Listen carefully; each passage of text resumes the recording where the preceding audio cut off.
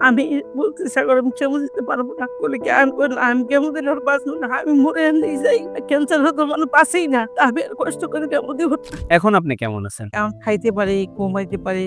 শরীরে প্রচুর এনার্জি আসছে। আলহামদুলিল্লাহ। আমি হাঁটতে পারতাম না। মানে আমার বাসাটা দোতলায় ছিল। আমি এক সিঁড়ি উঠে ছাদও যেতে পারতাম না, এক সিঁড়ি নিচেও যেতে পারতাম না। তো সেই অবস্থা থেকে দেওয়ার আলহামদুলিল্লাহ জন্য আপনাকে মুক্তি দিছে। কাছে একটা বাজার আছে, এটা আমি প্রতিদিন যাই। আমার ডায়াবেটিস আছে, ঢাকার জন্য যাই। একটু টাটকা শাকসবজি নিয়ে আসি, হ্যাঁ, একটু হাসতে আসি। মানে আল্লাহর রহমতে আপনি একসময় পুরা বিছানায় পড়া ছিলেন। এখন বর্তমানে আল্লাহর রহমতে আপনি নিজে হেঁটে, ক্যান্সার তো একদম নাই, শারীরিকভাবে অনেক যেটা দুর্বল ছিলেন, এখন শক্তি আছে আলহামদুলিল্লাহ।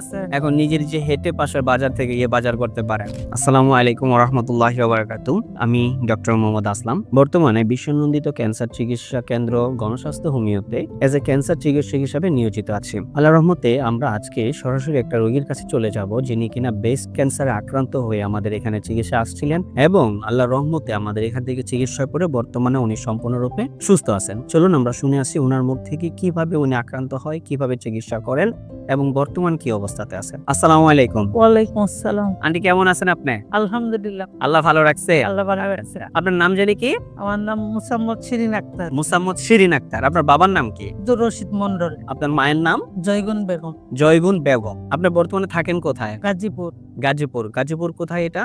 এটা ডুয়েট গাজীপুর। ডুয়েট ইউনিভার্সিটির সাথে, মানে ডুয়েট গাজীপুর। হ্যাঁ। কি নামে আপনাকে খোঁজ করলে পাওয়া যাবে? তো আমার ছেলে লিখে, হ্যাঁ, যে সাগর ইস্তিয়াক সাগর। ইস্তিয়াক সাগর, মানে ডুয়েট গাজীপুরে গিয়ে যদি আমরা ইস্তিয়াক সাগর ভাইয়ের নাম ধরে বলি তাহলে আমরা সরাসরি আপনাকে পাবো।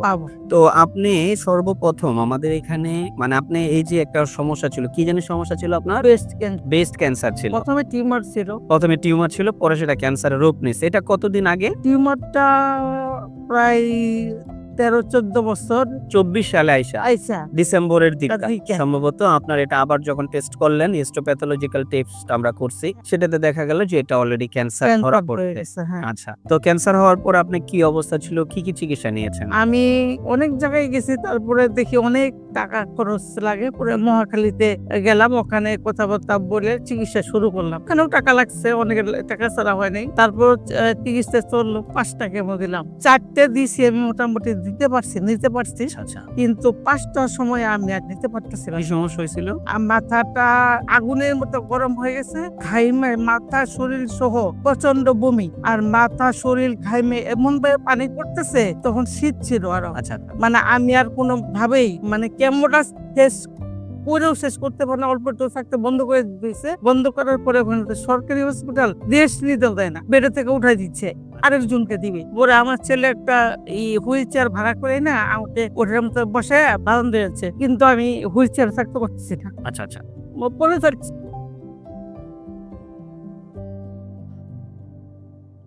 পরে আমার ছেলে মানে আমাকে ধরবে নাকি একটা গাড়ি ঠিক করবে নাকি মেনতে পারছেন না ভাবে কেন করছে সিচুয়েশন বুঝে।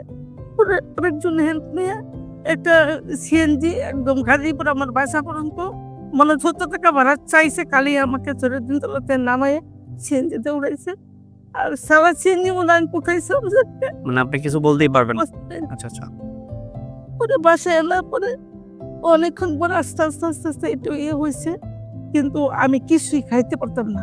আচ্ছা, মুখে ঘা মারিয়ে দিয়ে জিহ্বা এত পরিমাণে ঘা, আপনি এমনি পানি খেলেও খাইতে পারবেন না। আচ্ছা, আচ্ছা, এমন অবস্থা হয়ে গেছিল। তারপর বমি, মানে আপনি যাও শুধু ভাত খাবেন, তাও বমি হলে কি খাওয়া যাবে না। হ্যাঁ, বমি, প্রচন্ড বমি। আমি শুধু সারাদিন একদিন শুয়ে থাকি, কিছুই খাইতে পারি না। আস্তে আস্তে শুকাইয়া মানে এমন হয়েছে আমি বাথরুমে যেতে পারি। আচ্ছা, আচ্ছা, ওরা আমাকে এমন থাকতে পরে আমি বললাম যে যখন 6 নম্বর কেমো টাইম আসতেছে, আমি বলতে সাগর আমি কেমো দিতে পারবো না। বলে কি আমি বললাম, আমি কেমো দিলে আর বাঁচবো না। আমি মরে এমনি যাই। ক্যান্সার হতো মানে বাঁচেই না। আমি আর কষ্ট করে কেমো দিব না। বলে আমার ছেলে বলছে তাহলে তোমার কিভাবে চিকিৎসা করে। ও শুক্রবার দিন নামাজ পড়ে এসে খায়া মোবাইলটা দেখতে আপনাদের অ্যাডটা আসতেছে। এটা অনেক ভালো করে দেখছে। আমার মাইসে বলছে আম্মা একটা কথা, আমি তুমি কি ভিডিওটা দেখবা? আমি কি ভিডিও কোন দেখো। পরে আমি দেখছি, আমি দেখে দৌড়ো ঘুমে কামনা ঘুমে খাইলে ভালো হয় না বোধ ঘুমে কামনা আল্লাহর উপরে বিশ্বাস করে চলো আমরা একটু যাই, ঠিক আসি। আচ্ছা, ওষুধ খাইতে হয় না। হুম। আগে আমরা দেখে আসি। এটা কত মাস আগে? আজ থেকে 7 মাস। আজ থেকে 7 মাস আগে হবে। আপনার লাইন চলতেছে। জি, জি। পরে আমার আম্মা, আমার ছেলের বউ, আমি, আমার ছেলে একটা প্রাইভেট কার নিয়ে আপনাদের এখানে আসছি। আচ্ছা, আইসা পরে সবকিছু জানছি। আপনার সাথে কথা বলছি, আরো সবাইকে জিজ্ঞেস করছি। মানে অনেকক্ষণ জানছি, দেখছি, পরে দেখা পরে চলে গেছি। ওষুধ সেদিন নেই। আচ্ছা। পরে আমার ছেলে কয় চলো বাসায় যাই, কথা বইলা পরে কি করি বাসায় যাই। পরে কি হবে না হবে সেটা আমরা বাসায় গিয়ে কথা বলে নিব। নেই। তো ওষুধ খাওয়ার পর আমরা যেটা আপনাদেরকে বলি যে 4 মাস পর আমরা পরীক্ষা করব। হ্যাঁ, হ্যাঁ। পরীক্ষা করলে হয়তো বা আলহামদুলিল্লাহ আল্লাহ চাইতো নেগেটিভ আসবে। আপ থেকে আমরা কত মাস পরে পরীক্ষা দিয়েছিলাম? 4 মাস পরে 4 মাস পর আমরা পরীক্ষা দিছি।